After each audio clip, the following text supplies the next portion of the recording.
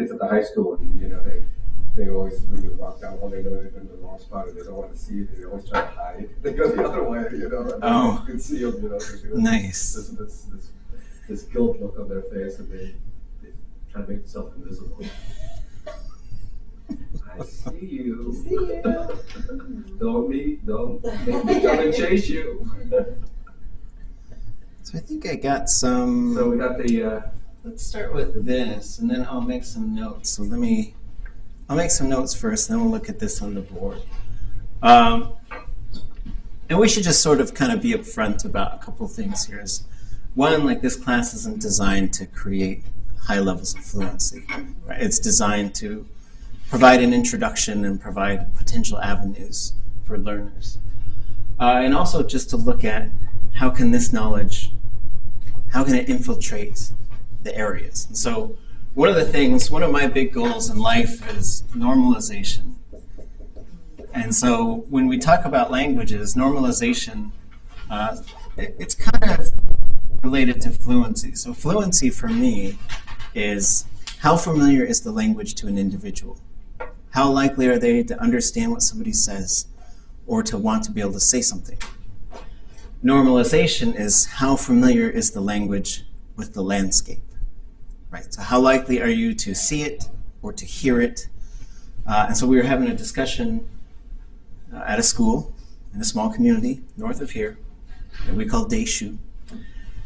And as I was talking about this, I was like, well, for example, we're in a public school. We're spending the night here. They've been very nice to house us in our class. I said, let's take a walk, see if we encounter any Tlingit. We walked through the entire school, and we didn't. And so there's normalization occurring, I think, tremendously in Juno schools. You can go into most Juno schools, and I think you'll see Tlingit somewhere. And so let me show you guys a picture. And this is, I was talking to my class yesterday about the intermediate class about normalization, and I'll share a picture with you guys. So this little guy, and let me turn the screen share on so that folks can see it in case they watch this. So a while ago, somebody drew something in a meeting room here on campus. And so it says, and then they drew this little guy and it says, armless potato dragon, I guess. So I drew a little thought bubble, and the first thing I wrote in there is, which is, I'm just looking for my arms. Because I thought it was funny. Yeah. But then the funny part is, so it's over there with other faculty. And so unless Ishmael Hope walks by or one of my students or, a language student, nobody's going to know what that says, right? I could write probably just about anything on there. And so then I erased it after a couple weeks, and I put which is, I'm not worried about it, right? And so just kind of a casual thing. And then I wanted it on, so it was like a thought stream? Or did I would just erase it and change it. Just do people notice? Or is anybody going to ask? Because it's another thing, is if the language is there, is it something that's present, and is it something that people notice, right? Because they notice English all over the place. English, you just see something, you might or might not read it, depending on what it is. But with Tlingit, this is probably the only Tlingit inside that building over there. So it's in the Whitehead building that they just renovated. So then I decided to change it to which is, I'm going to eat your heart. Which is fun because he's like this cute little thing, but then if he's thinking this kind of scary little thought. And so I told some of my colleagues, and they drew little hearts inside of him, so it was pretty fun. But so thinking about language normalization, it's something I think about a lot, because if you do that, the language is less intimidating, and it also increases the likelihood that people will think, hey, I should learn that. Right? Hey, I should do that's just. It's just a thing. It's just a regular thing. So these days, there's not very many places where you hear Tlingit. You walk around and hear it. So I had these landlords when we moved here in 2011, and they were just talking to me about teaching Tlingit, because that's what I moved here to do. And they said they used to live in Huna, I think in the 1980s, and they said you would just hear it everywhere. And they said they went back there several times since then, and you don't. Like that, you would just hear it in the post office and whatever. And so, and the likelihood of you running into somebody who knows it is decreasing. So these are things that I think we're trying to work on, and just talking to kids. And so, so one of the things that we look at is just how to say, how are you doing? And so there's several ways to say this. And that we wrote 2 variations here on the board, and we'll talk about the differences between them. So let's just say this first of all, and we're going to continually think about when we see a question mark at the end of things, or if we're uncertain, we tend to have this rising tone, which if we're going to be speaking Tlingit, we need to eliminate that, right? And they have the same thing with Hawaiian, because in English, this is a question.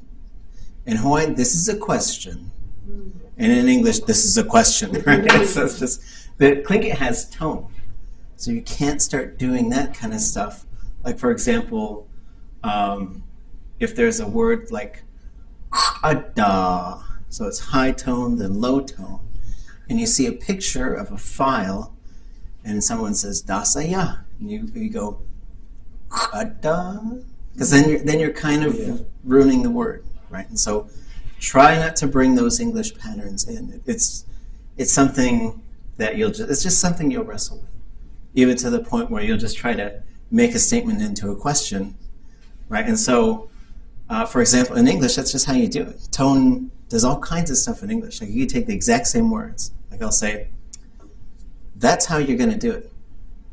And that's a lot different than, that's how you're going to do it. Right? And so, but Tlingit, everything gets conveyed with parts. There's a lot that you do with tone as well, but you're usually just conveying your sort of emotion, or maybe whether the situation requires you to hurry or no. So, thinking of that, let's just say this one. Wasa'iyati.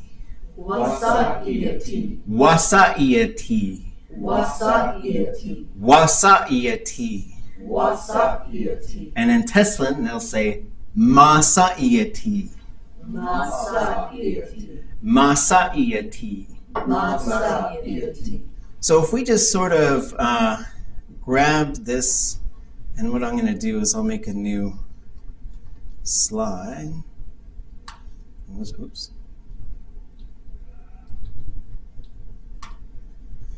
So we'll put this here, and we'll make it a little bigger so we can kind of goof around with it.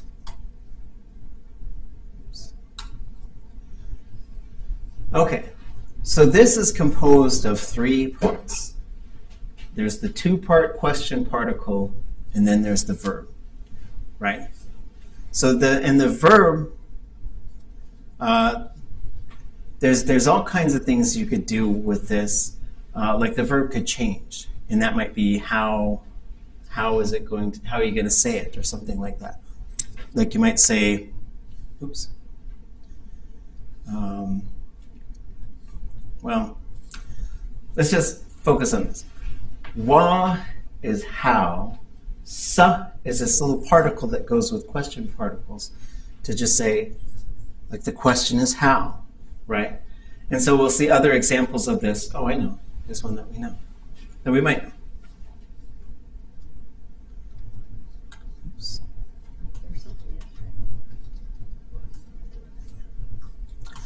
Wasa itu wasak. So this one is, how are you called, right? And some elders would prefer that you say, what is your name?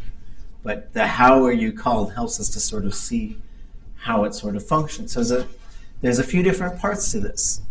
So when we get into here, if we've got the wasa'iyati, so there's wa, sa, yati, right? So yati is the verb, and that verb is made up of 2 parts. But the part that I want you to see is to say, this is you, right?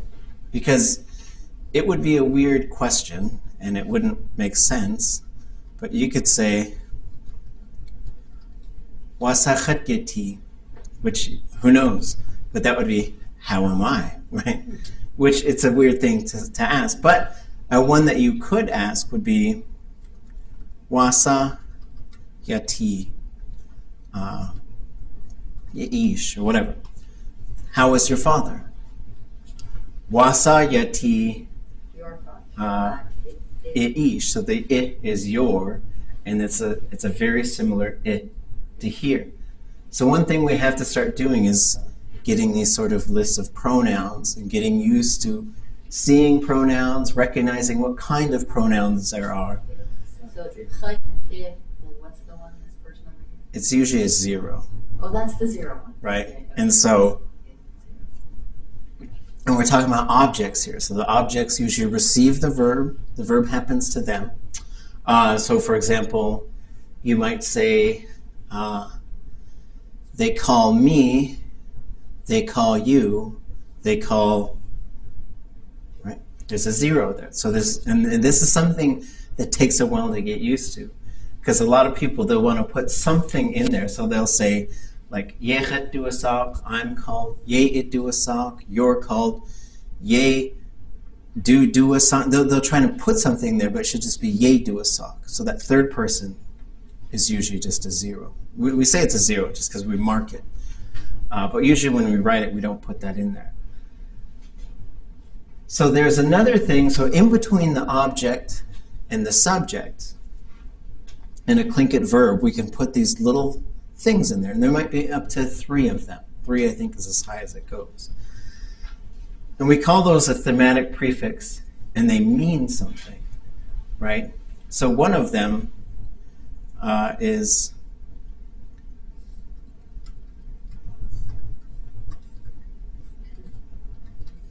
so this one, tu, means inside of something, right? Tu is inside of something.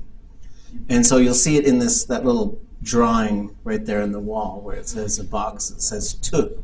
That's inside of it. So we can build that into verbs, and that wasa ituati usually translates to sort of how are you feeling, whereas wasa iati can be translated more as like how are you, just kind of generally.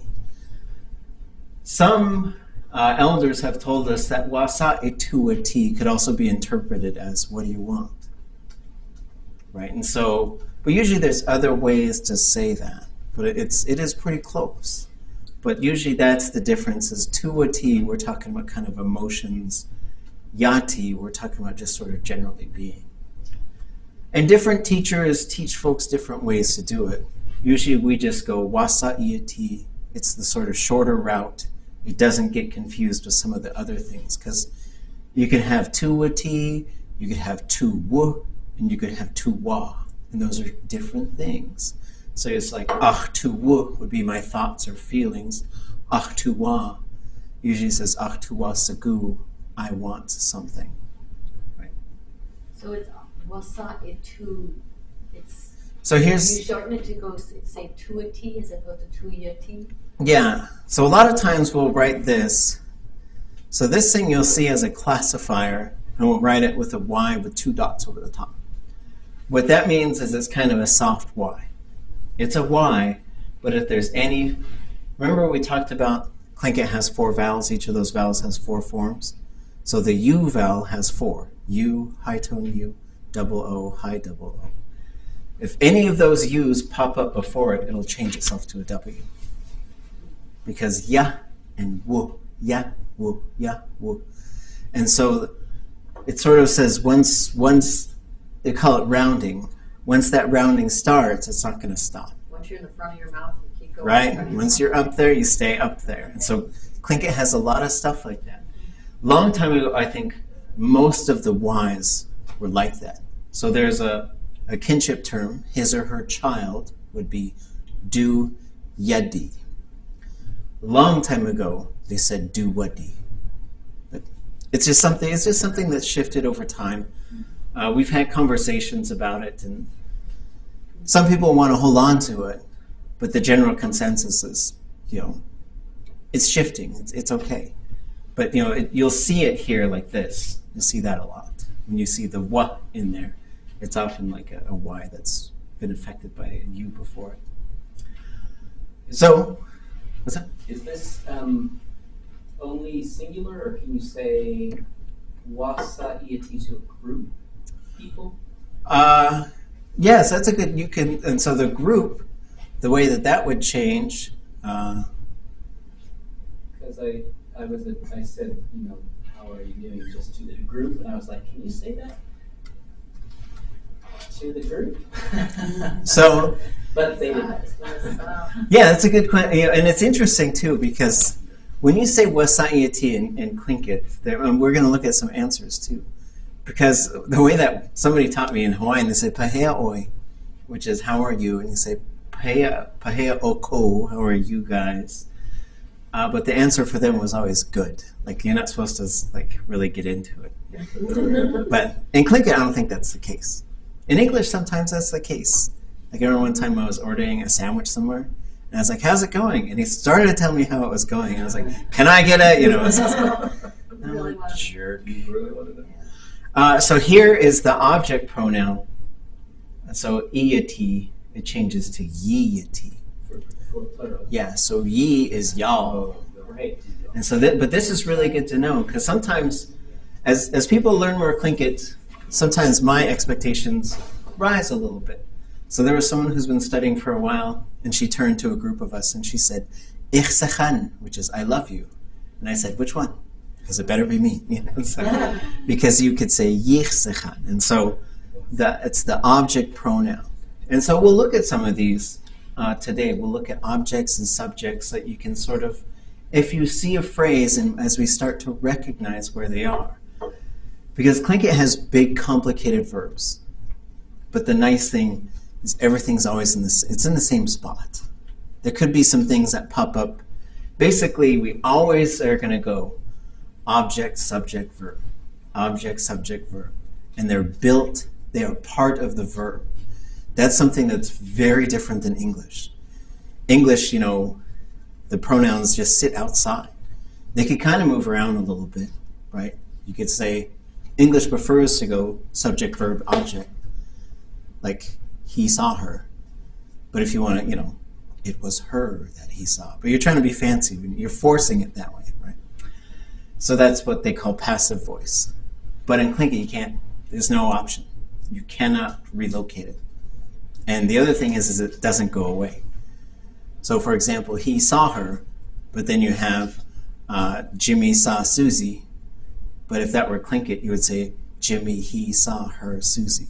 Those pronouns would not go away. The she and the her and whatever. The pronouns in Tlingit are they're all ungendered. They're ungendered pronouns. So, once you have the third person, first, second, third, doesn't matter. Especially third person, that's where it gets interesting in English, because you'd have to say, she knows, he knows, he knows, she knows, she knows. But in Tlingit, you'd say, ausaku, ausaku, ausaku, ausaku. So it's kind of a fun thing. So yi-ti is not compounded, whereas e-ti is. Yeah, so this is a really good question. So let me show you,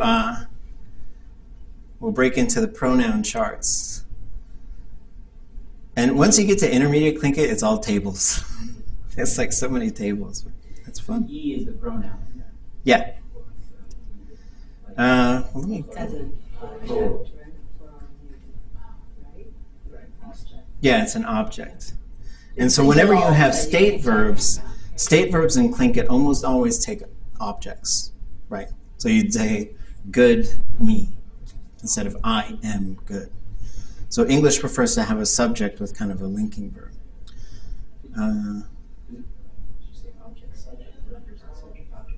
It goes object, subject, verb. So the yi is, you were saying. The yi is it's an object. Let me grab this. Where did I put that thing? Because the sa is the saying that's the question of how, right? Wa, sa. Sa is like a thing that goes with question. Ye. If it's object, subject, verb, that's. There's no subject in there, so they're just asking how are you. Just object, verb. Yep. Oh, here's. I was trying to remember where I put this thing.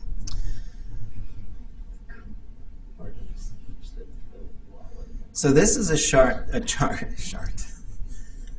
This is a chart that shows them. It's a fancy way to say it. Right. A show. So there's types of pronouns, and so we're talking about objects and subjects. And basically, there's first person, which is the speaker is talking about the self. Second person, the speaker is talking to directly to the person that they're talking to or about. Third person is we're referring to some other person. And then there's a fourth person, which is just kind of someone or something.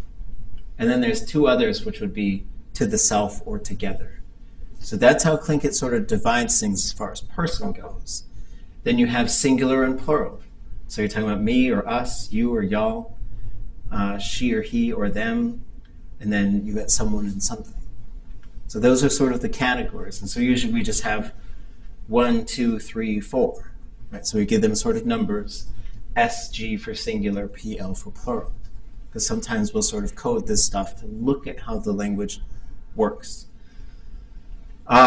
So here are the objects. So for example, let's take the verb yuck a, which is good, right?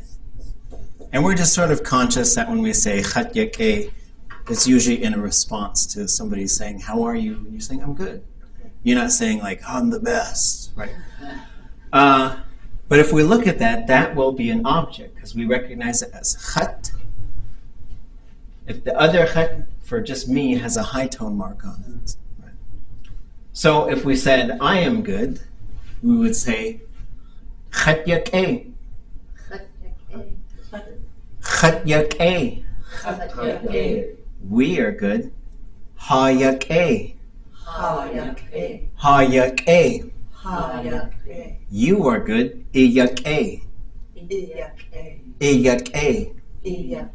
Y'all are good. Yiyak a. Yiyak a. She or he is good. Yak a. Yak a. They are good. Hasyak a. Hasyak a. So that's how this sort of table works. And as you sort of, if you look up verbs that have this sort of object and subject thing on there, the subject is a little bit harder to change because it's deeper into what we call the prefix. The object is usually the first thing out there, so you just sort of change it and the rest remains the same, right? So for example, so Yakay, sticking with the good stuff, this verb means to love. Sechan. Sechan. Sechan. Sechan. So there's a person over there who's, we all love him, we're not fighting about it. But so now we jump over to the subject. Chasechan. Chasechan. We love that person. Tusechan. Tusechan. You love that person. Isechan. Isechan. Y'all love that person. Yisechan. Yisechan. So there's a couple things to note. Is this one here says 0, and then it has that tilde to an A. If the third person, if the object is third person and the subject is also third person, that will change this one to an A sound. So Otherwise, the reason we're only saying who's doing the loving and then love is because that other person gets a 0. We don't say anything in. yeah, so in it, as we translated all of that, it was I love her, we love her, you love her, y'all love her.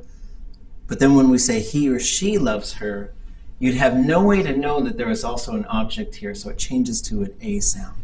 So you get asechan. Because otherwise it's... Yeah, otherwise you'd have 0 to 0, and you wouldn't know that there was an object there. So when it changes to the then you know that there's a third-person object, third-person subject. Huh. Okay, but that got a little deeper than I thought. Yeah. That's okay. I don't remember that. Welcome, right to the deep end of the pool. So, responses to, so, I like to have these sort of three categories when we respond to how are you doing. So the first category is the good stuff. The second category is either, it's kind of the so-so, or it's also the kind of nunya category, or the kind of smart aleck category. And there's a whole bunch of things that could go in there. And then the last one is really not well, right? Because there was an elder in Carcross, he didn't really like doing the drills for that. So we always like to, as we practice this stuff, just say, we're not trying to talk anything into being, we're not inviting any sickness to come our way, but we need to know how to, sometimes people get sick, and you want to just say, if you want to live in a language, you have to know how to say all kinds of stuff, including, some of the negative stuff. So the first one is good. So someone says, let's start with a question. Wasa'iati. Wasa'iati. Yak-a. Yak-a. Yak-a. Yak-a. Yak-a. Yak-a. Yak-a. Yak-a. So in the efforts of normalization, that word could actually replace okay, great, wonderful. Yeah, awesome. Yak-a. You could just say that. Right? If something's good and you said yak-a, people will be like, oh, what's that? Like, that's good. I noticed on some of the videos when you were with your other class, that we're watching, you'd give them confirmation by saying, okay, when they would try something and, Right. So I'm finding it starting to just kind of come out of my mouth when I'm interacting with kids and, they're trying something with their drawing. It's almost starting to just come out. Yeah, it's a great, and so good job there. Good job. sometimes we'll be working on these samples and they'll be like, chat unique, and they're saying like, I'm sick. I'm like, okay, well, no, not, that's not good, but, So the second type, and Tlingit is really interesting when you look at how emotions work. So this part here means my thoughts, my feelings, my emotions, my desires, my spirit. It's all this big total package thing in Tlingit. And you say, we'll just do this part separate. Ach tu wu. Ach tu wu. Ach tu wu. Ach tu wu. Ach tu wu. Ach tu wu. Ach tu wu. Ach tu wu. So I'm good, but then I feel good. Ach tu wu yak-a. Ach tu wu yak-a. Ach tu wu yak-a. Ach tu wu yak-a. Ach tu wu yak-a. Ach tu wu yak-a. And then there's some other things, you'll see sigu could come after here. Yanik means sick, but if you say ach tu wu yanik, it means I'm sad. Right, so it's really interesting, the sort of, how Tlingit sort of, well, English does it too. English has this kind of weird relationship, like the M is always in there, right? I am, I will be, I was. So it always uses this linking verb. So this bottom one is happy. Ach tu wu sigu. Ach tu wu sigu. Ach tu wu sigu. Ach tu wu sigu. Ach tu wu sigu. Ach tu wu sigu. And Tlingit there's this other, to go back to the dangerous pronoun sheet. There's this really powerful one right here. So it's under the possessive for, I'll highlight it so in case anybody watches this. Oh, it's right there. And so it means some things. And it goes ut, ut, Ut. ut, Ut. ut. Ut. And then you see the something over here. This word is all over the place in Tlingit. So like when you say ut-u, it's right there. The thing, something that is paid for. When you say na'at for clothing, or you say this one over here, atcha for food, something that is eaten. You say a whole bunch of those clan names. Shukach adi is a possessed form of the ut. All these things that end with adi. So sometimes that pops up in front of things and it creates like just a whole different meaning. Like you could say adana, he's drinking it. But if you say atana, it literally translates to he's drinking something. But most people will be like, oh, he's drinking, like alcohol. So there's another one. I brought that up because you have sagu, which on its own is happy. But when you say utsagu, because I said something like this, and the elder was like, "Did you say utsagu?" I was like, no. Because utsagu is like, it's something that makes people happy and it makes babies. You know, so I was like, oh, wow. So, but, you know, that's unrelated. Well, they're kind of related, but, you know, this is just saying Cautionary tale, is it? I'm happy. Yeah, that's all it is. That's all it is. So, getting into the middle, this on its own really means it's okay. And it's a really interesting thing because with Tlingit, there's a whole bunch of little parts, and you learn what all these little parts mean. And you learn how to put these parts together. But sometimes you put them together, there's like these categories of things that go into the box of just special meanings, right?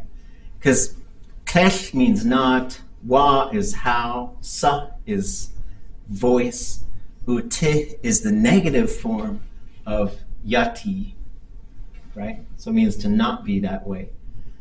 So it literally means like,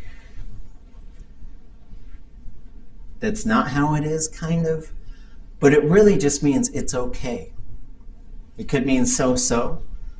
But a lot of times you'll say teshwa sa uti, or you say teshwa sa khat uti if you want to get fancy. But that just means I'm okay, I'm fine.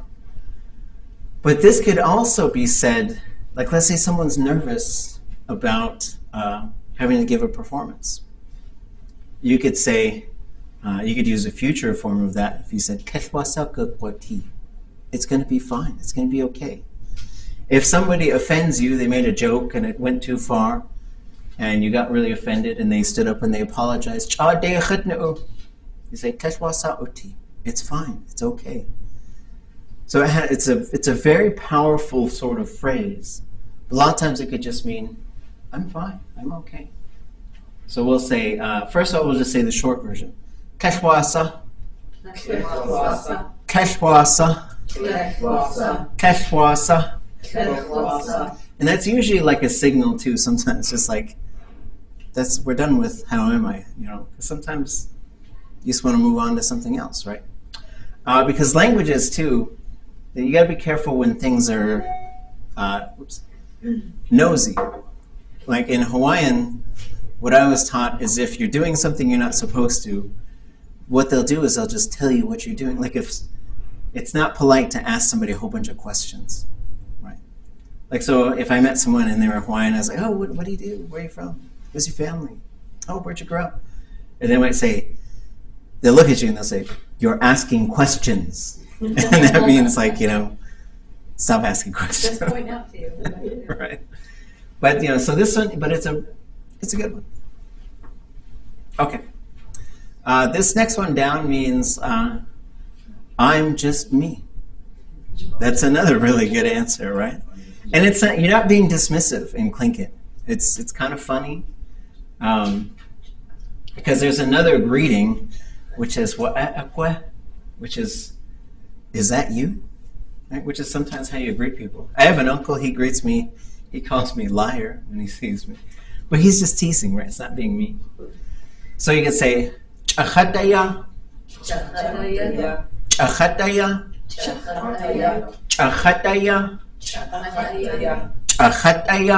chachataya. So these two you're going to see, this cha and chu. You'll see them quite a bit, and they never appear by themselves. But they just add a little bit of, you know, it's sort of like saying just, and this is sort of like saying, I don't know, they don't really translate well on their own. But so, let's just say this one on its own. Cha. Cha. Cha. Cha. Cha. Cha. Cha. Chu. Chu. Chu. Chu. Chu. So the last one down there is the same. Right? Chushugu. Chushugu. Chushugu.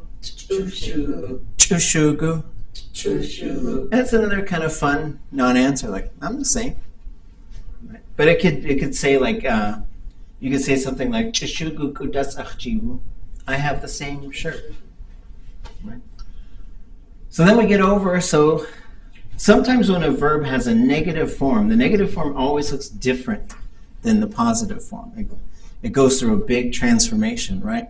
Which English doesn't. You say okay, not okay, right? So for English, or for Tlingit, the verb changes, right? So we see that's yati and uti are pretty different. Like if you didn't learn that, you couldn't see that those are the same word, right? Or the same verb. But sometimes they go into this opposite sort of form, right? So you could say it, but nobody really says it. You could say kesh uke, and that would mean not good. But kesh ushke with the sh in the middle specifically means bad, right? So it's not just not good, but like bad, terrible. It could also be seen like evil, right? And so let's just practice it, and I'll tell you a short, little tiny story. Kesh ushke. Kesh ushke. Kesh ushke.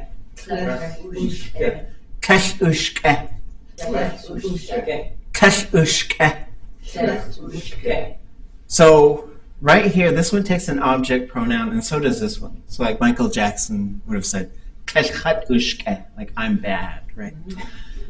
And then, so you're bad would be kesh ishke, right? So it just had this long double E at the front.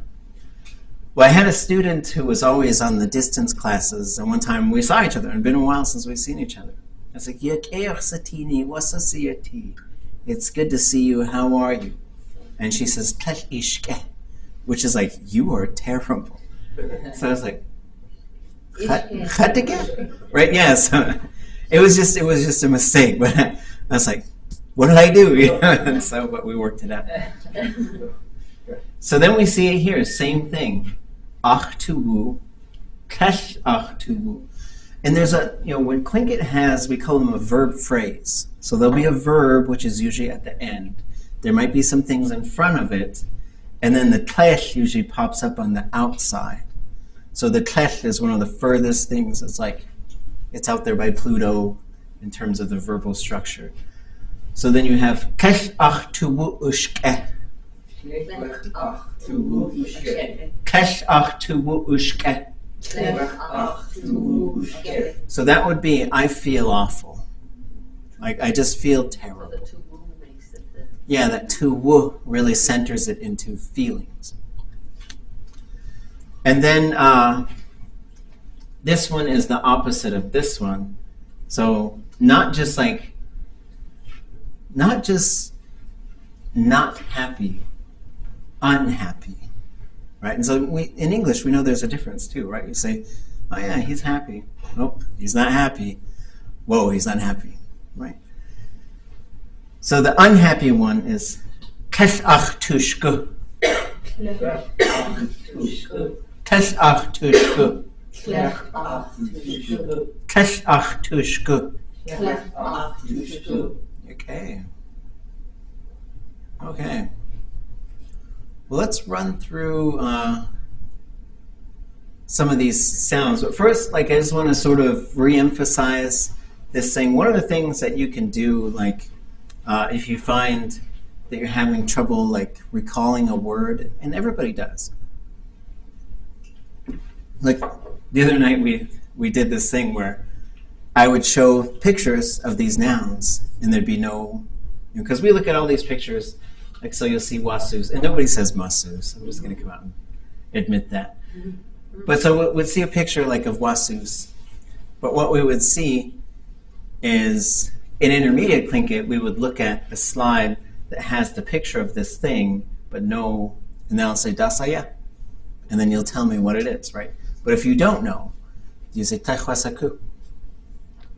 Well, last night there was a picture of a fort, and the word for fort in Tlingit is new. And the student was looking, and she couldn't remember it. And she said, I knew it. That's like, yes, that's so perfect. Okay, so ways to sort of help commit things to memory, like things you can do. There's all the videos, there's the classes, there's different things like that. But what can you do on your own? Well, I think one of the things is build your inventory of nouns. And you just got to keep doing this as you begin to familiarize yourself with how Tlingit works. Because the way a language works is grammar. And understanding grammar of any language is very challenging. Right? It's so like the other day, I was like, I wish I was an illustrator. It's like, wait, word? Damn. Right? And so one of the things that you can do to help with nouns is that I like the tips that come out of this book, Fluent Forever, is one like we're doing in here. You look at that picture, you can read the word, you can hear me say it, and then you could say it, you can hear someone else say it. And so hearing it and saying it is a big thing. Another thing is sort of looking at that wasus and counting how many letters there are. Like we talked about, like the Tlingit alphabet, recognizing what a letter is. So wasus is W-A, S, the long high-toned O, and S, so it's a 5-letter word. Spelling it, then drawing a picture of a wasus. It was interesting because I read this book, and then I went to Hawaii and I sat in on their classes, and this is something they do, is they have kids draw the pictures of the animals as they're learning their names and to write the name. And then the last thing is to make a sentence, but use the Tlingit name write the sentence in English, and so you might say, and ideally that sentence comes from your own memory. You're not just making it up, but what you're trying to do is tuck this word into the memory part of your brain. So you'd say, when I was 13, we went to Oregon, and that was the first time I saw wasus, or whatever, whatever that sentence is. So those are just some things to try and help. The other thing is just keeping in mind where these sounds are coming from. The challenge area tends to be right behind the teeth and the pizza burning spot and the snoring spot. So those are the three, I think, really challenging spots for us. Okay. So we'll make the sound and then we'll do the word. Wa. Wa. Wasus. Wasus. Ma. Ma. Masus. Masus. Cha. Cha. Cheech. Cheech. We were just talking at lunch and someone was saying, they were talking with someone and they said, do you eat papas? And they just kept going on like, I don't know what papas is. And they kept saying it louder and louder, and he was trying to say porpoise. He just didn't say out the R's.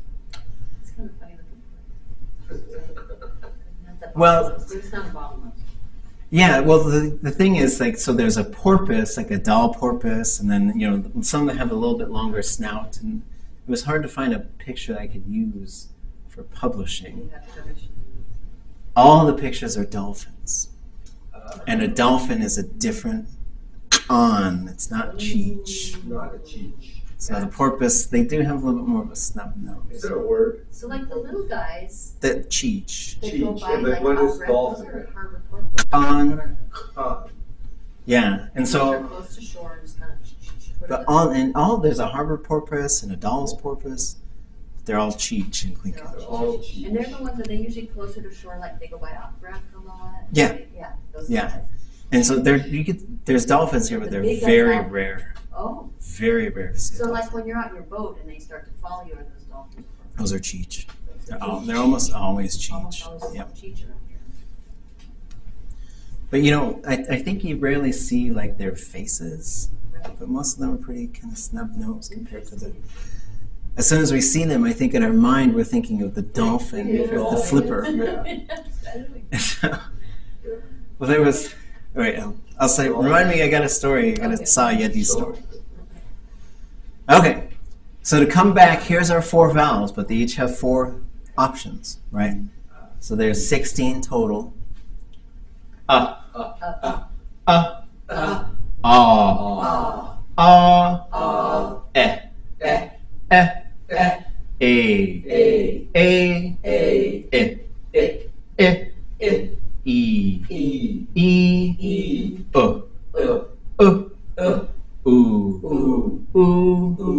So you got to look at that thing and just push your brain to have these differentiations between long and short, high and low, right? Because once you see, you gotta catch that. Because my experience is people get the consonants. It seems really hard, but they start to get it.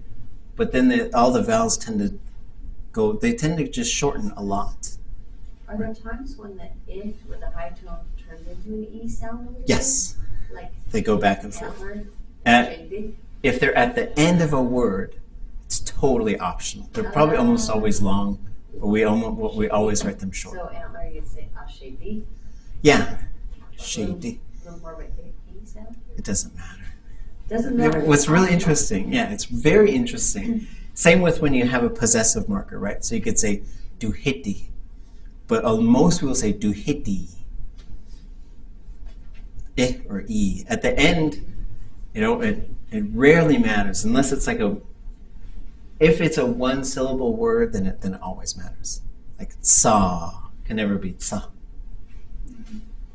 Is that true with the and oo as well? Yeah. All of them, if they're at the end of a word that has more than one syllable, they could be long or So short. like e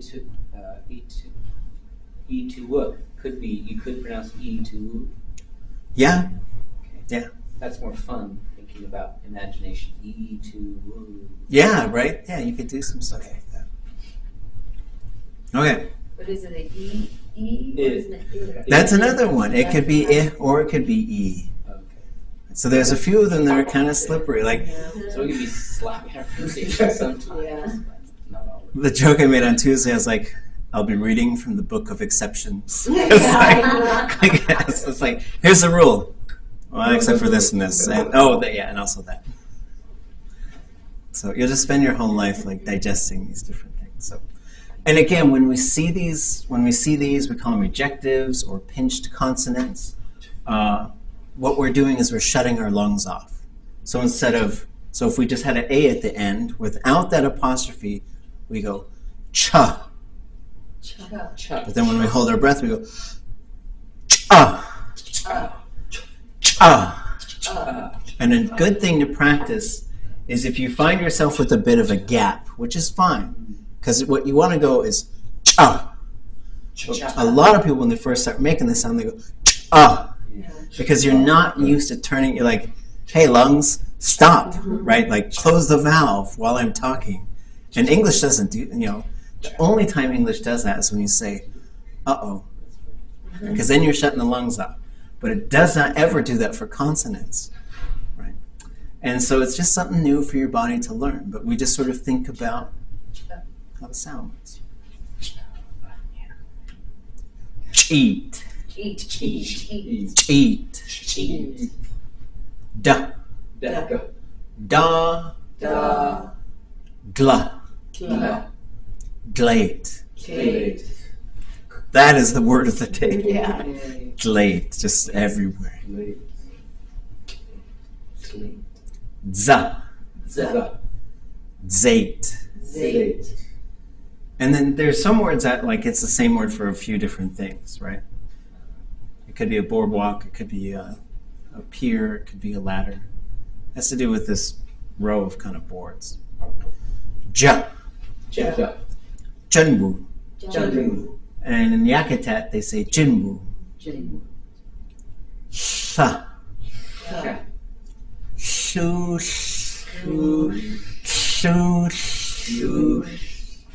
So this is it's a really good word to practice. It's a good sound to practice. You just get that. And the key to making this sound consistently, to keep yourself from going, like a lot of times people go loo, or they'll go shlu. One of them will turn into a voiced L. Is to just keep the sides of your mouths very relaxed. Because English is all in the front of the mouth, it requires a lot of facial tension. Tlingit is not. If you see a lot of those older people who grew up in Tlingit was their first language, they just have this more relaxed shape to their face. But it's because Tlingit doesn't require the lips to do a whole bunch of work. All the work is sort of in the middle, back of the mouth type of thing. Yes, so I remember, and so sometimes in English you cannot speak without your lips, but in Tlingit you could. So When I was listening to that, I was going, and it got, on the audio, it sounded like I had a smile to make the sound higher. oh yeah, So I was starting to kind of smile to make my sound higher pitched from hearing the audio. oh interesting. Versus. I think usually it's not fully a smile It's not, thing. okay. Yeah, might just be coming through. Maybe it's how Yeah, you but feel it's about also art. high. To make it. I should get that. I think when I'm teaching how to make that sound, I end up doing Maybe, okay. I couldn't match that pitch unless I did a little bit of that, so I was just curious. Huh. That's interesting. I never thought about that. Fun. Okay, so now the squisher. It's where the king crab comes flying out of the mouth. Whatever you're eating comes flying out of the mouth. It requires spit on the tongue. So the tongue comes up, like you're going to make that sound. What you do is you squish. And when you squish that air out, you get.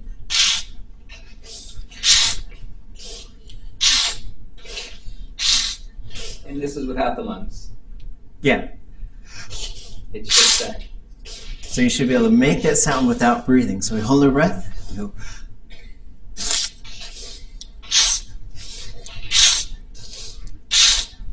So it's a combination, I think, of pushing this muscle up, but then your throat acts as a piston to push any air that's in there out. And sometimes you get like a bit of a ring, and I know fluent speakers, and they go, it sounds more like that. And either way is fine. Ook. Ook. Ook. Ook. One of the things we did in the Haynes School, where they didn't have any Tlingit, was we drew a picture of, Lyle James drew a picture of Darth Vader, like in form line, and I put underneath it, Luke Ish, like father of Luke, because it sounds like Luke Skywalker. Okay, so that one is a coho. Right. And this is where the name Shuknach Addi comes from.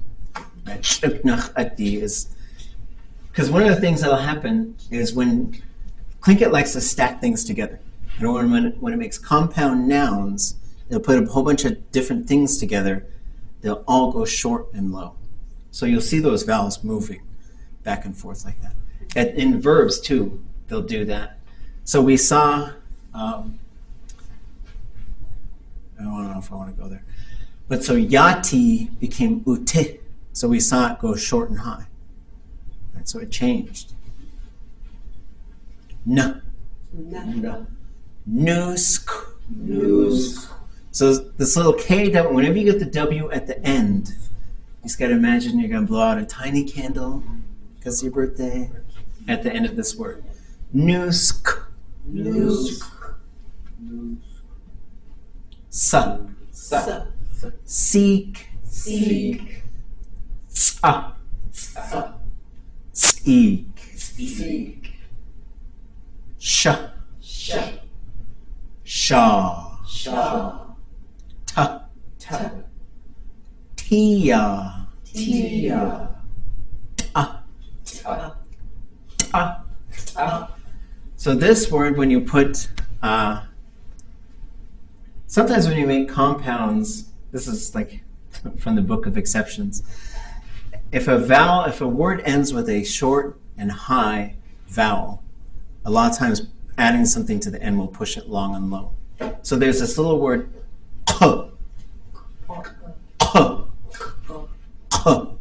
and it's a cove, like a tiny bay.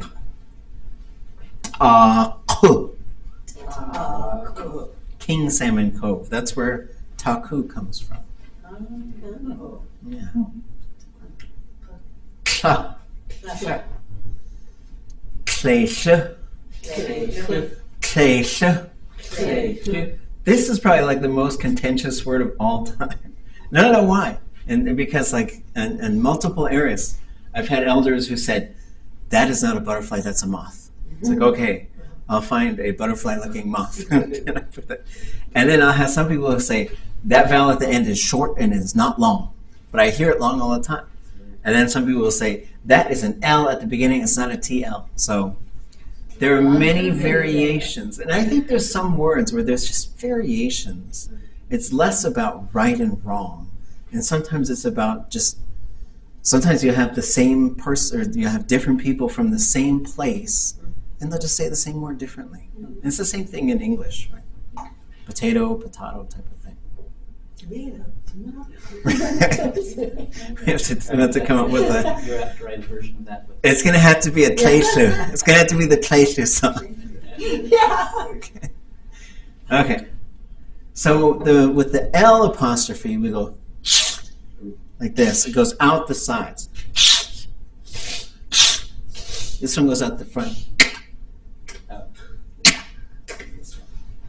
Wait, this one that we're making right now. Yeah, it is much more of a click sound, right? It is a click sound, as opposed to the squishy. Now we go. So the way it seems to work for me is what your tongue does is it's there to make sort of a T sound. But what it ends up doing is sort of blocking all the air and then suddenly releasing it. E. E. E. E. E. E. Okay. Is your tongue kind of pushing out when you get after the T? Or not really? No, it just kind of. of. I mean, it could. I thought about it. I think your tongue stays behind the teeth. Okay. E. E. I don't think. How's it different from a K sound? So, if you had K-E-E-X, you'd have key. If you had a K apostrophe E-E-X, you'd have E. If you had the T-L apostrophe, you'd have E.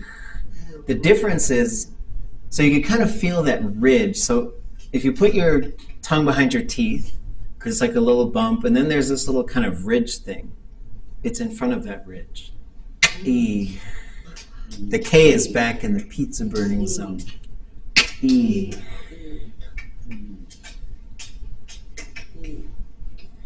Yeah, and so the L pinch and the TL pinch, those are ones that just good to practice and to listen. Sa.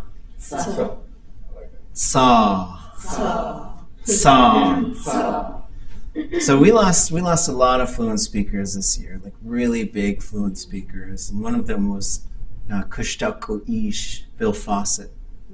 And there were some folks who were living right over here in, I think, Fritz Cove, maybe. And they looked out in their window with binoculars and they saw across the bay this seal. And so, what do we call, in English, what do we call a baby seal? Seal pup? What do we call a baby fox? Kit. What do we call a baby dog? Cat? Kitten. Goat? Kid. Whale?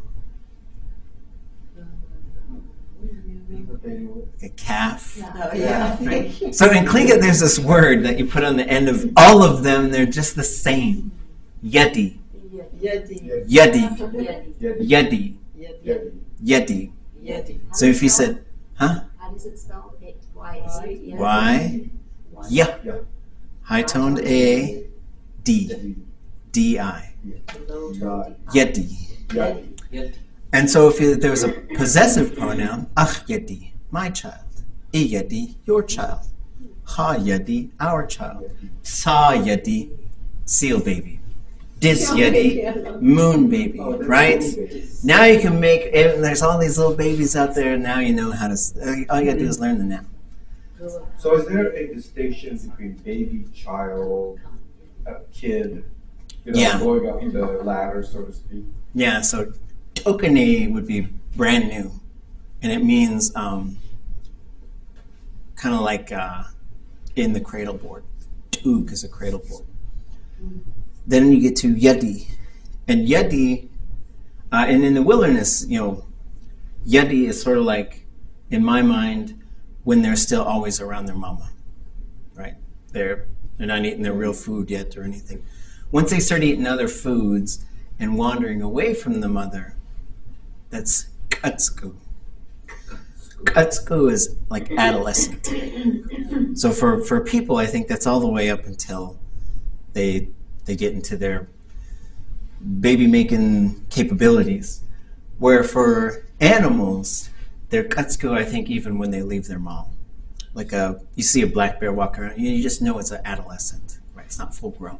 It's still a katsku. When they're pretty much full grown, for the animals, that would just be saw or whatever. But for people, then they enter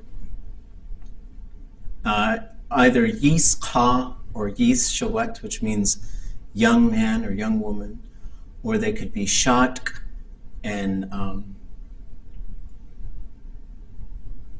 what is it?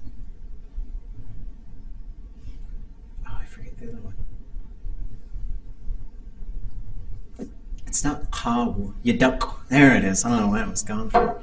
Yaduk would be a young boy, and shatk, and that means they're ready to marry. They're ready to be married.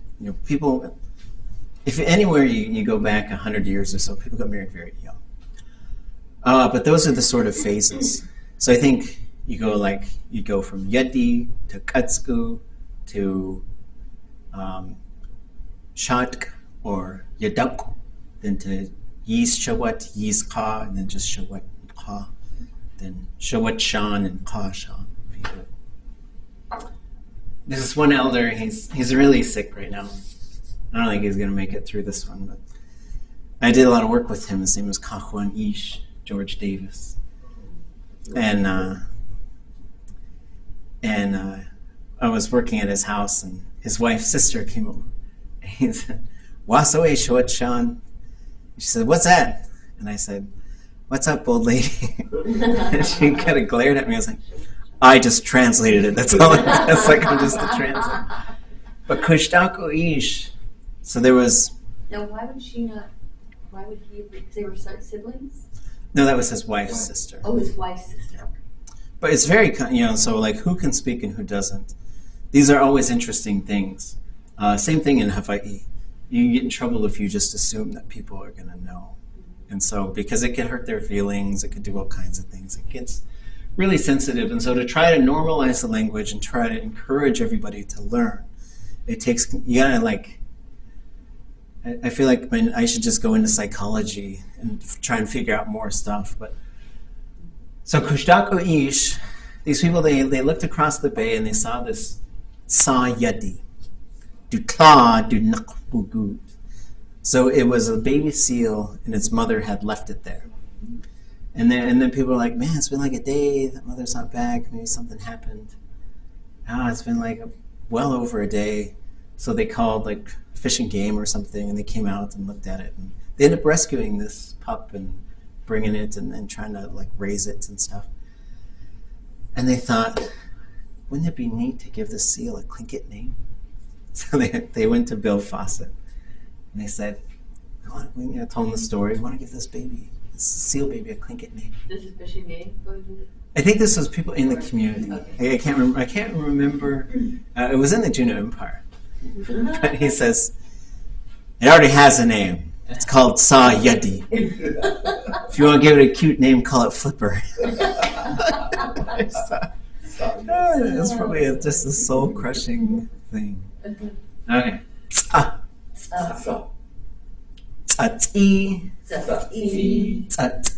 Tsati.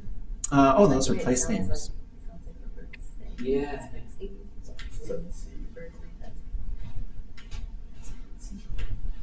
Ya. Yeah.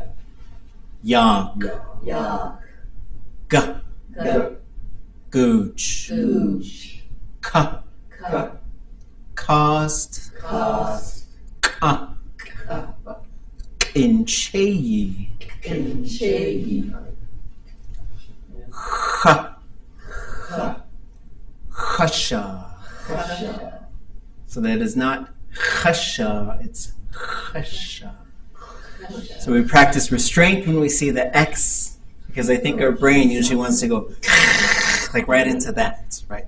That's that underline only.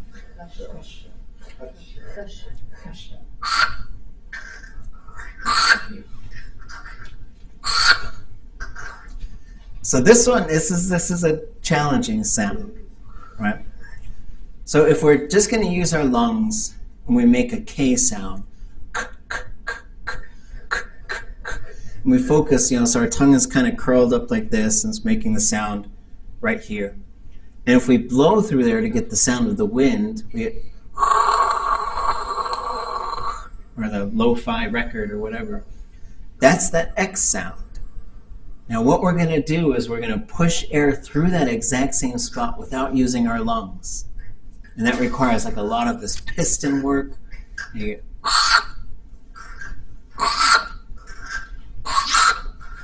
you gotta have spit on that ridge of your tongue. It really helps that scrapey sound come out.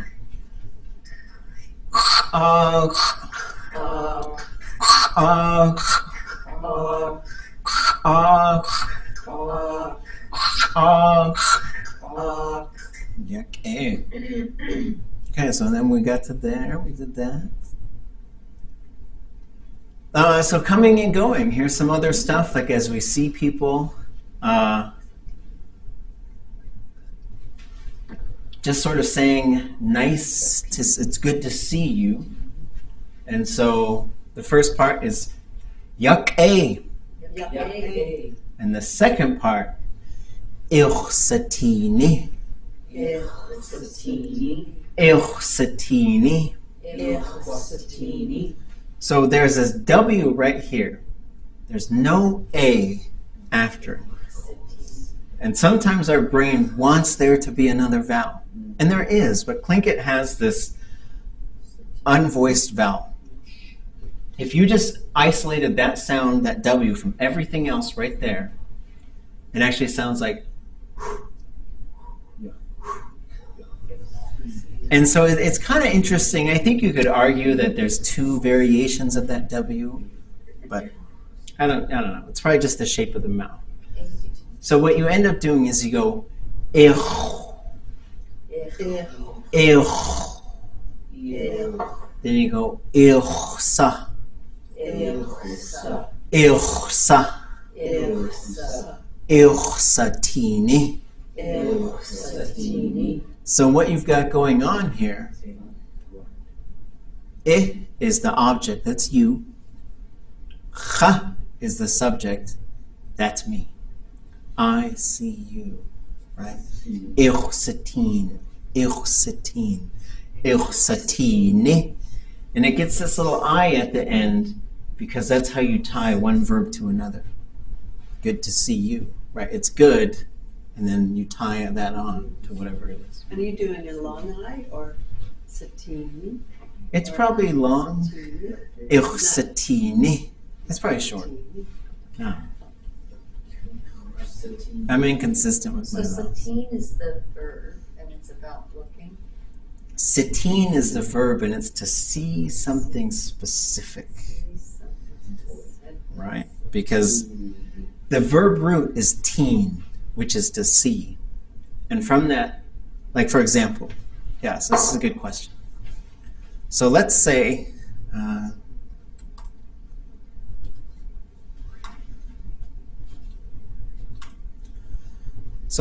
there's, we're sitting in my kitchen and we're having coffee. I've already told you several times about dogs coming into my yard. So if I see a dog in my yard, I might say, let me change that font real quick.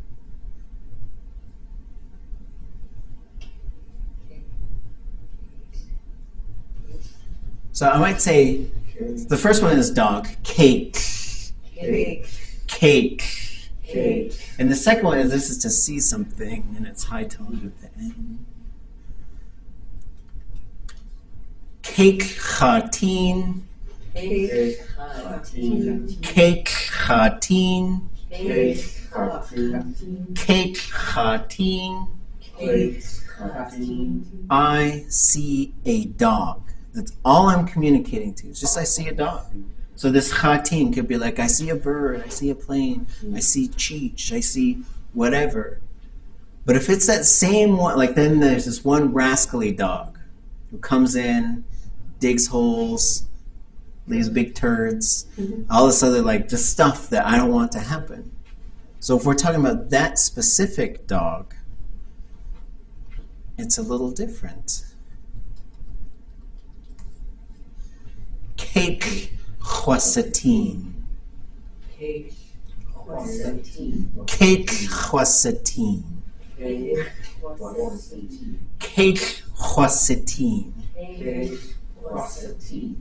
So there's a difference here, right? So you could, what the classifier changes. And the classifier is going to change usually for a couple of different reasons. One is either we're introducing some sort of category. It's this type of thing. Tlingit loves to categorize things. Like if you're down with like OCD, like Tlingit is for you. Because you're like, oh yeah, it's this type of thing. Oh yeah, it's that type of thing. Oh wait, no, it's this. Is it a stick that you carry with one hand or a stick that you carry with two hands, right? It's always doing stuff like that. That's why they call it a classifier, because it's classifying things. And so sometimes we move from just general to specific, and that's what we're doing right here. Now, if that dog is there, I'm like, hold on, I'm going to watch him. Because if he starts pooping, I can go out and yell at him, right? So now, the other reason a classifier might change, oops.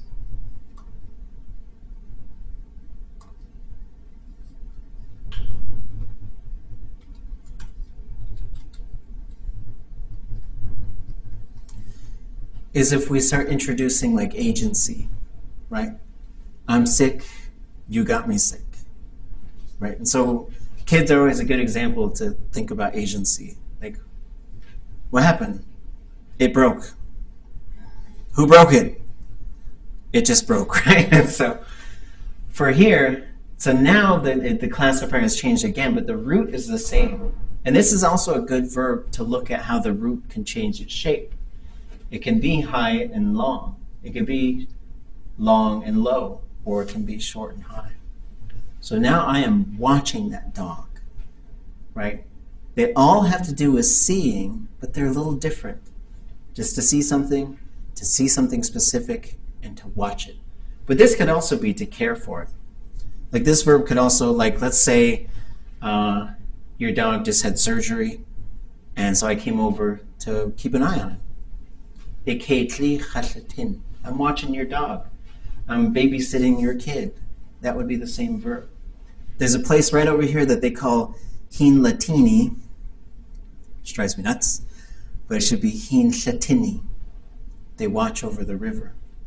Right? It's a water management program, I think, by the Forest Service. So that's what those three are doing. So that's where the irsatin comes from. I see but I keep looking at that Tlingit classifier, the boxes where you have like the zero group and yada, did, and sa, si, zi in the S group.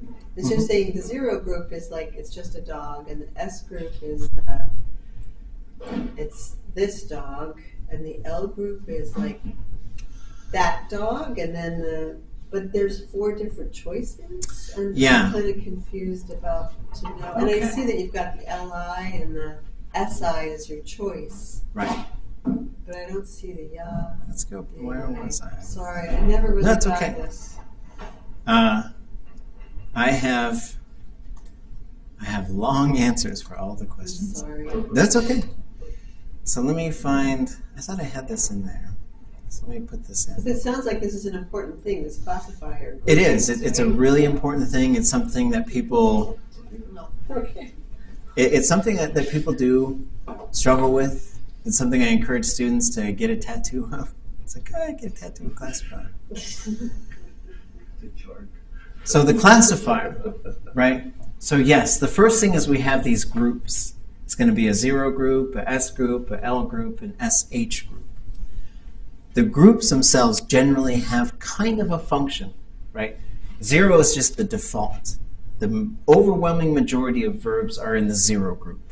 So you see yak-a, yati, there's that ya right there at the beginning, right? And then you say sikhan, to love, sitin, to see, llatin, to watch, llajin, llajini, to have arms. And usually when you say like llajini, you're saying something that usually doesn't have arms, has arms.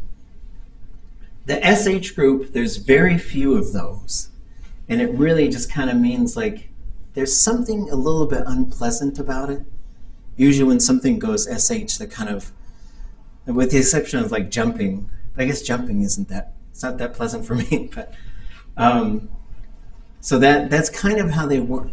But really they're going to change what the verb is doing.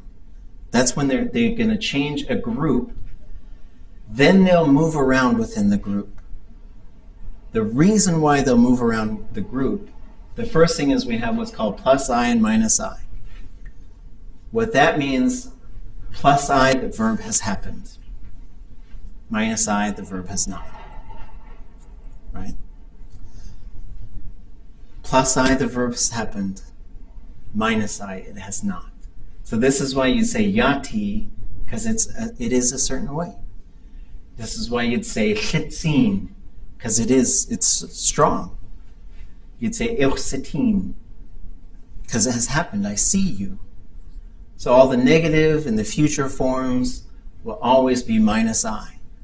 So that's one thing the classifier does, is marks whether or not the verb has happened. So the dog example, when you said it's just a dog, which one of the 0 group, right? That was this one. Chatin. So cha plus ya, you get cha. Okay. Right? Yep. The other thing that it does is it can go plus D. So I think of them as like a light switch. Minus I is the default, and we say it goes plus I when the verb happens. Because there's very few verbs that go plus I.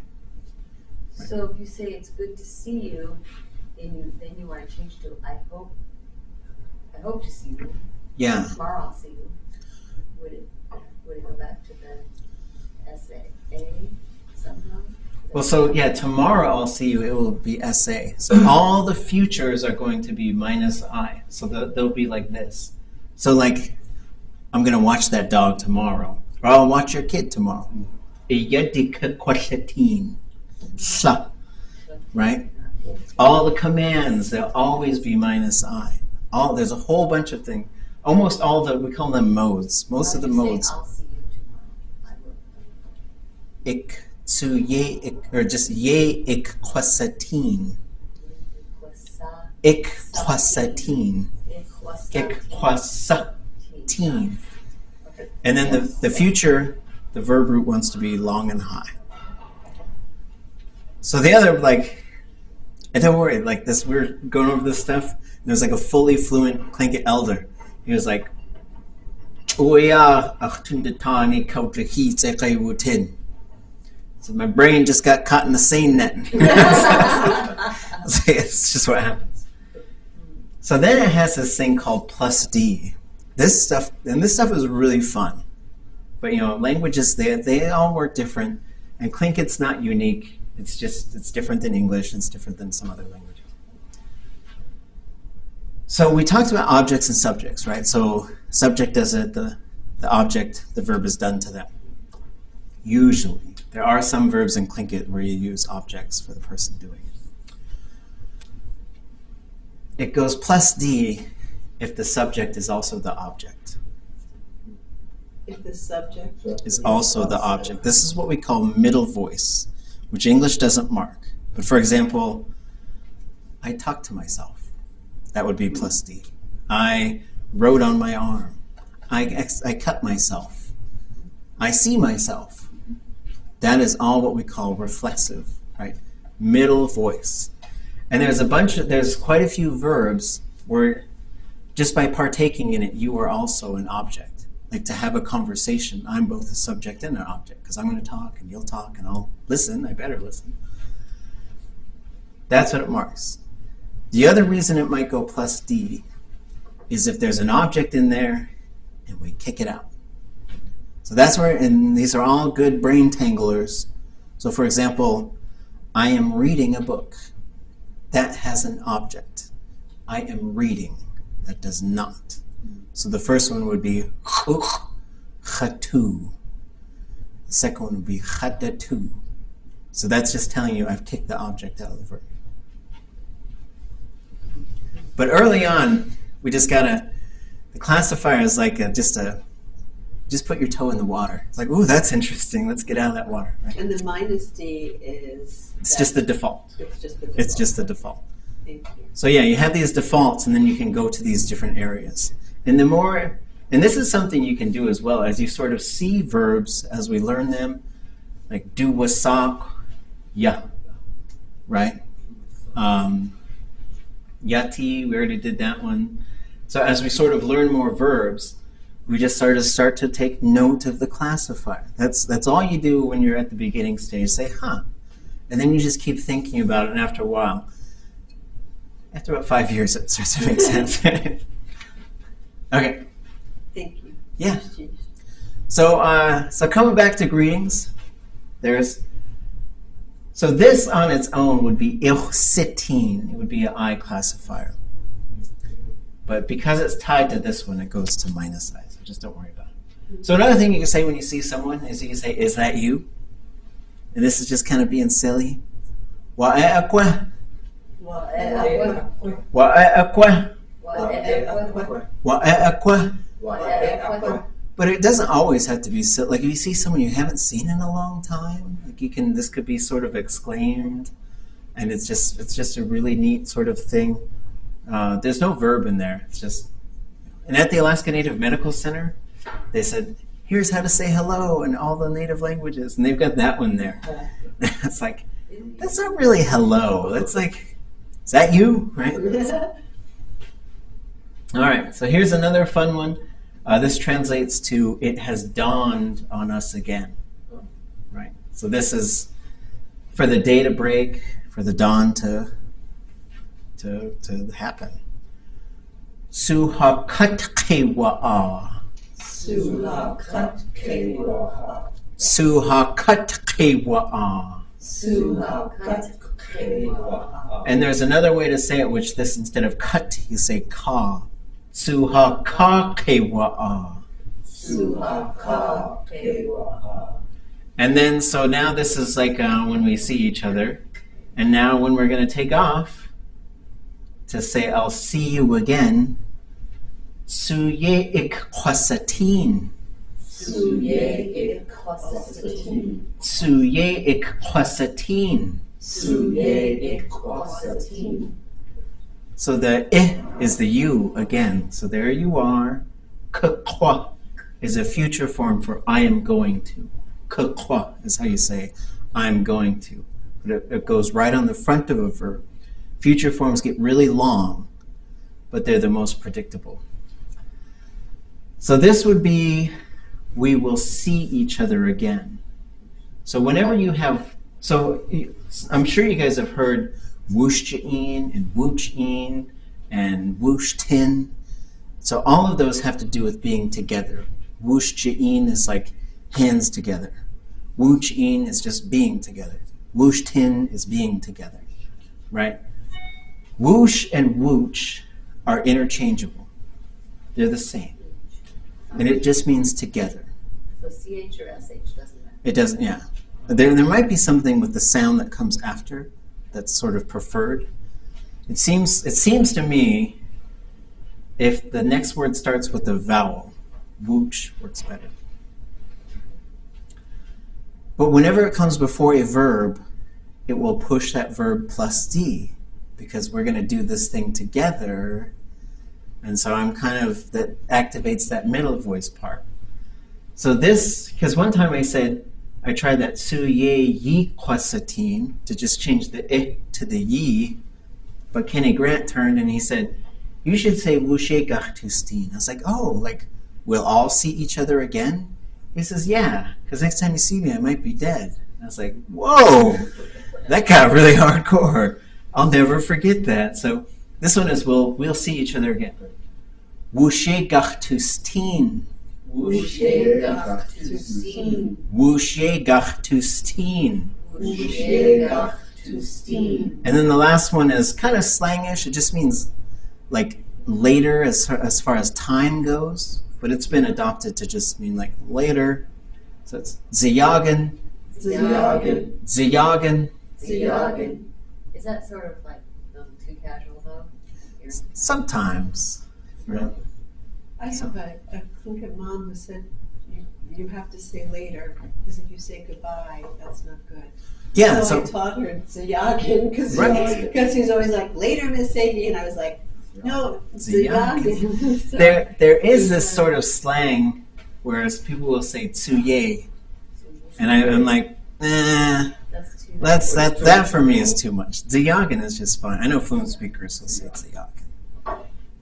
But is there something about the goodbye? Is that a There's no word for goodbye. Like, so we don't, there's nothing like that. So it's the things that we say is usually just, well, a lot of times, like real old Tlingit conversations, like one time I went to Cluck One for a ku'ik, and I was watching Nora go and just talk to fluent speakers. And they didn't do any hi, how are you? They just sat down and started talking. And then she'd say, Dek kwagut, and then she would just leave, I'm gonna go. And then she would just leave. It was just, it starts and stops. And so, I don't know if we'll ever get around the sort of English formalities. And I think, what's his name? Father Michael Alexa, he talked about this too with his wife who's Yupik. And he says, so for some people who would call their house, it would take them a while.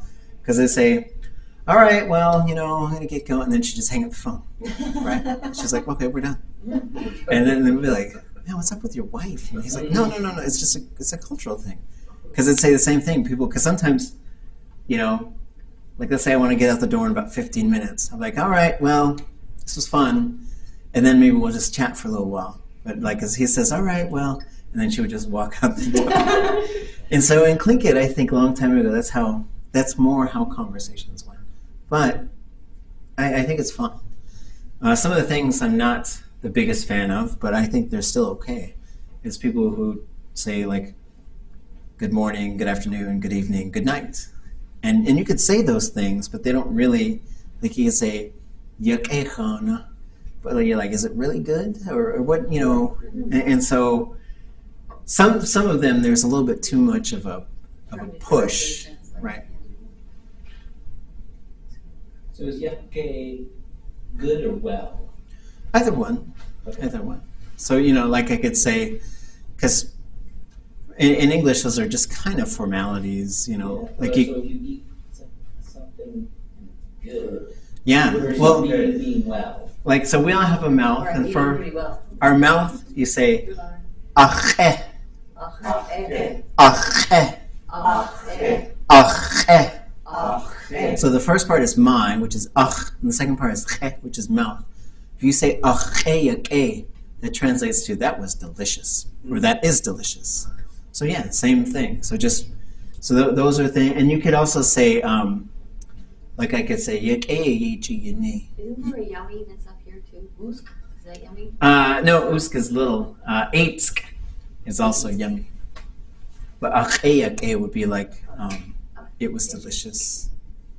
Yeah, so that yake works for all kinds of stuff. Can I ask, so I was working on head and shoulders, but it's my head and shoulders and mouth. So when you're doing the ach, and then you go to the cut X apostrophe, are you really just going from the ach, and then cut, like do they just go right into the other? I think whenever you go from any kind of underline X to some other underline X, it really just takes a little dip. It never really stops. It's like the ringing just sort of, so you, as opposed to ach, I'd say ach. So just and then achik Yeah, that was the other one. that's my upper arm though. This is achiksha. Oh, okay. But I think chik works totally fine. No, that's good. But to once know. you get into body parts and stuff, Yeah. you were talking about the place where people get the tattoo as opposed to right here. And it's really fun because body parts get body parts, right? So this is achsha, achik, achiksha. So we see the chik goes short, and the sha, the head, goes on top of it. So the head of my upper arm. Sha. And it was funny because we were doing this in my intermediate class about 2 years ago. Someone wanted to, they said, can I just join? I've never taken Tlingit before, but I've been around Tlingit. I was like, yeah, you could just jump on in, let's try it. And so he did, and we'd do these exercises where I'd say, okay, you guys, go home and study birds. We're going to and we do this game. And this is kind of a fun, to create these immersion environments, because when people hear immersion, they tend to get really nervous. Because, sometimes people say, speak or starve. I'm like, okay, let's just make it, speak. And so the way the game works is we would just go around and everybody just names a bird. But you can't repeat what's already been said, and we can't use any English. But it's a no pressure game, because you just say hooch, and that means I'm done, I'm out. And we just see how many, and the goal is to see how many times we can go around. Everybody's a little competitive, so they want to stay in as long as they can. But I try to really just say, look how many birds we name. We name like 35, 50 birds. And we're doing body parts. And so someone said right before him, and he said, sha. And I was like, okay, because we had talked about body parts having body parts. So I came back around, and someone said, ki, my knee. And he said, ki sha, which would be like the kneecap. I was like, oh, yeah. So I think the person next to him caught on, so when it came back around, they said, flow, which is a penis. And I was like, don't do it! And he got so embarrassed. It was fun. Another thing about Tlingit is like interjections are really fun. So these are things you can say to communicate something really quickly. And so most of us know this first one. Gunash cheesh. Gunash cheesh. Gunash cheesh. Gunash cheesh. But so getting that to the CH, that is a very challenging, and we want people to say this. We want to encourage people to say this. And to come back to language normalization, when I first started, I think it was my second year here at UAS, and I wrote like a letter of support to financial aid for a student, and I signed it Gunash Cheesh, then my signature was there, and then my name, and then my title. Somebody wrote back, Dear Gunash Cheesh. It's like, yes, that's my new name now. But yeah, so that's always a good sound to work on, is getting that transition. There's a lot of little transitions that are really fun. So did you hear all the little kids today? After the presentation, all it became just part of that. Just came out and we all had food there. When they leave the class. This was cute. Yeah. Yay! My younger kids, they pretty much always speak English, except for Kaja. They'll speak Tlingit if they really want something, because they'll whatever it is, they'll probably get it. Really? But Kayana, when she was little, she was probably 2, and I'd say, "Do inkarani gunash cheesh?" Tell that person thank you, and she would look at them and decide whether to say gunash cheesh or thank you. Mm-hmm. That was really interesting, because I noticed. Mariah and I both noticed that. So Vance, you were saying that that's part of it. Now you just naturally do it now, right? You go try it in any place. We talked about it last week. The Gunash Cheesh. Yeah, and I think was Frank Katas's, he said when he went to school in Hawaii, mahalo, it's like everybody says it. It's normal, it's normalization. And he said, I think we should start a Gunash Cheesh initiative around here. Like, let's just start saying it in the grocery store and everywhere. Yeah, you could say it to and they'll say, what's that? You say, oh, thank you. Right? And then we encourage that. Yuck A and Gunash Cheesh, I think, would be 2 easy ones to push in there. Yuck A, we did that one. This third one is how. How. That means, well. So it's a very nice, you could sound really sophisticated, and it's kind of like, we just go, how. A little bit of silence after. So it could mean like, I'm taking a little pause. But it can also be like somebody tells you something, and you're just kind of like, right? So like, it's a neat. It depends on how you convey it. This next one is yummy. Eitsk. Eight. Eitsk. Eight. And then exhaustion. Hui. Hui. Hui. Hui. Hui. Hui. And the next one up top is 90% teasing, but 10% real. Like if somebody is sick or hurt or somebody passes away. Ishan. Ishan. Ishan. Ishan. And we think about the power, because it's used for teasing a lot. Like someone would be like I was complaining to a class one time because I missed a flight. I was like, no, I had to drive my other car. And I was like, I just got to stop. Because it's like, I should get that Ishan, right? But there was a story out of Klukwan about, so in Klukwan there used to be 10,000 people that lived there. Whoa. And then there are a whole bunch of little villages in between Klukwan and Haines. And one of these little villages, when they all got hit with tuberculosis and influenza, people were just dying like crazy. I mean, it's hard to imagine. And we try to do these exercises. Like one time I did it with a class and I said, okay, imagine that we're a village and you guys are all a house. And you got 10 little pieces of paper. Write down what somebody's job is. Like somebody's a woodcutter, and somebody's a carver, and somebody's a leader, and somebody's a clan mother, right? So think of these sort of titles. And then I have them put them all, and I say, turn them over so they're face down. And and I was like, shuffle them up a little bit. Now pick one. That's your survivor. Just to sort of give them a sense that this happened in some communities. Haida people went from probably around 10,000 total to about 500. And so there was this community, and so in Klukwan, they had 10,000 people, so they were a little more insulated, they had more survivors. But some of those little villages just died off completely. And they thought one of those villages had just died off, that they saw smoke coming out of one of the houses. So they said, run over there and see how they're doing. And so they came in, and what they said was, there was a woman she was the only survivor, her and her children, and she didn't cry because she wanted her children she wanted to be strong for her kids.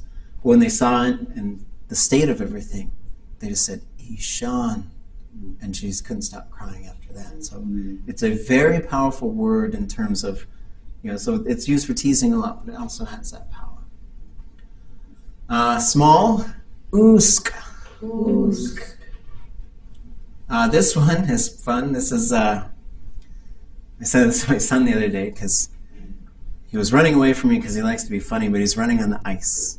And I was like, haku, haku. And then he falls, and I said, hachkwa, which is, that's what you get. So you gotta be careful with it, And whenever you get into commands and certain sort of things, like, you don't say hachkwa to your parents or your grandparent. Like, there's these kinship trees, and it's power dynamics. You can go down, you can't go up. And also, you saying things to your clan opposites and stuff, it gets a little sensitive. It's a pinched A. Yeah, so that's a very good question. So usually we write that thing with a period, like wa'eh, ha'eh. But if it's at the end of a word, it's very hard to tell that it's there. So when it's at the end of the word, we have borrowed the apostrophe after a vowel like they use in Haida. So they say ha'ah, and there's an apostrophe. That's how they mark their glottal stop. Okay. And so for us, there's only like 2 or 3 words that have that at the end. So as opposed to hachkwa, it's hachkwa, hachkwa. And then you can also say chkwa. You just cut the ha right off of that. If something is scary, and these are interjections, so it doesn't work for like, oh, that was really scary. It's more like just something is scary right now. Atskani. Atskani. Atskani. Atskani. And then this is the sort of rubbing your chin to think about it type of thing. Like someone asks you some really deep question, you're like, shk-ah. Let me think about it, right? Let me think about it. Okay, well that's probably... Another one that you could, because kids are constantly asking questions. A lot of times we don't really answer. Yeah, right? Shk-ah. All right, you guys got any questions? We only got a couple minutes left. So. What would be a good way of saying "let's gather in a circle"? Let's come to a circle. Oh, okay. Yeah. It's the easier to ask you. To me, trying to figure it out. Yes. And then there is a resource, the Tlingit phrase book, which it's online too. Yeah. Under there. But they've got some of those, and I'll tell you, but I'll also show you where. Great. So right here they got this like classroom commands and stuff, I think. That's where it's at. Oops, hold on.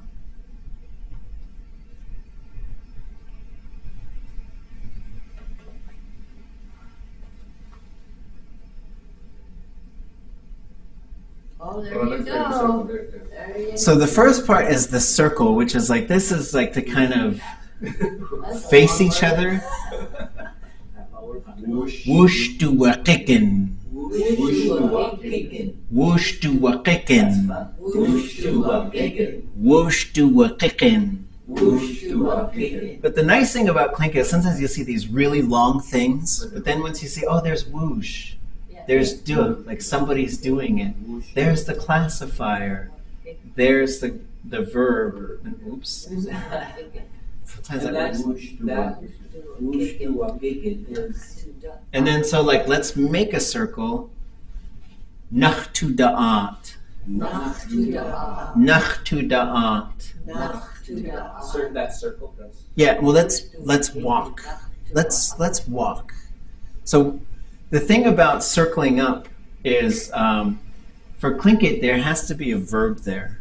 So we're going to stand in a circle, yan yinak. We're going to walk we're going to form the circle by walking. If we wanted to sit in a circle, wush tu wakikin nach tuqin. So nach tuqin would be let's sit. So what you're going to get is, so this is a command form. These are what we call hortative forms. But wush tu wakikin. And so there's a bunch of classroom commands on here which are good to have. That's And good to know. Where is that? That's in the phrase book. this is the phrase book. And that's in your resources. Yep. So this is what the Tlingit Qinachsa is what they call it. And then there's a bunch of commands. So they think is what my son talking back to me the other day. So he was coming up the stairs, and then he started playing on the railing. And they're like wooden stairs.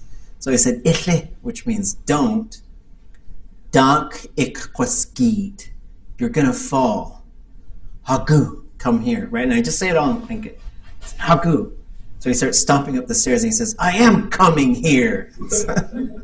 That's his defiance. All right. You guys are awesome. I don't know if you guys sent me any questions. I was kind of sporadically checking email, but feel free to send me questions. I'm on email a lot more now that I'm back in town. Could I record you saying these? Sure. Which ones were they? That would be, I'm just realizing how, that I might be practicing it the wrong way. Do you know what I mean? Uh-huh. And we're waiting to take her to the airport side. Gotta go. Yeah, go. And you Ziyagen. Ziyagen. Wushekach tustin. Oh, let me shut this thing off first. Yes. And you got I did. I'm so excited. Oh,